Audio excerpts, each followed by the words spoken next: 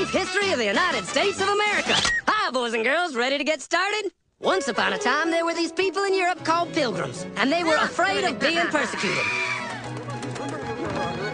So they all got in a boat and sailed to the New World where they wouldn't have to be scared ever again. Oh, I'm so relaxed. I feel so much safer. But as soon as they arrived, they were greeted by savages, and they got scared all over again. Indians! So they killed them all.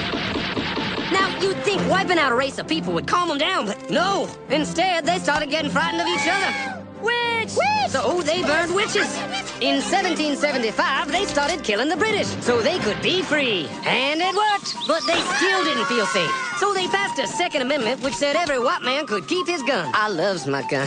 Loves my gun. Which brings us to the genius idea of slavery. You see, boys and girls, the white people back then were also afraid of doing any work. So they went to Africa, kidnapped thousands of black people, brought them back to America, and forced them to work very hard for no money.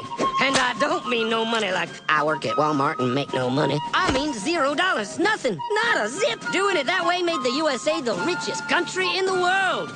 So did having all that money and free help calm the white people down? No way. They got even more afraid. That's because after 200 years of slavery, the black people now outnumbered the white people in many parts of the South. Well, you can pretty much guess what came next. The slaves started rebelling. There were uprisings. An old master's head got chopped off. And when white people heard of this, they were freaking out and going, I want to live. Don't kill me, big black man. Well, just in the nick of time came Samuel Colt, who in 1836 invented the first weapon ever that could be fired over and over without having to reload. And all the Southern whites were like, yeehaw! But it was too late. The North soon won the Civil War and the slaves were freed. Yep, they were free now to go chop all the old masters' heads off. And everybody was like, oh no, we're gonna die. But the freed slaves took no revenge. They just wanted to live in peace. But you couldn't convince the white people of this. So they formed the Ku Klux Klan. And in 1871, the same year the Klan became an illegal terrorist organization, another group was founded, the National Rifle Association. Soon politicians passed one of the first gun laws, making it illegal for any black person to own one.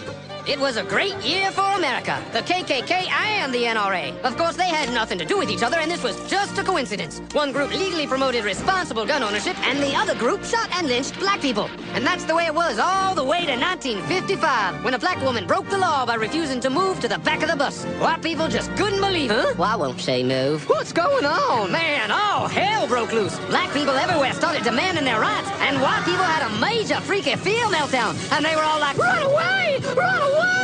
And they did. They all ran fleeing to the suburbs where it was all white and safe and clean. And they went out and bought 250 million guns and put locks on the doors, alarms in the houses, and gates around the neighborhoods. And finally, they were all safe and secure and snug as a bug.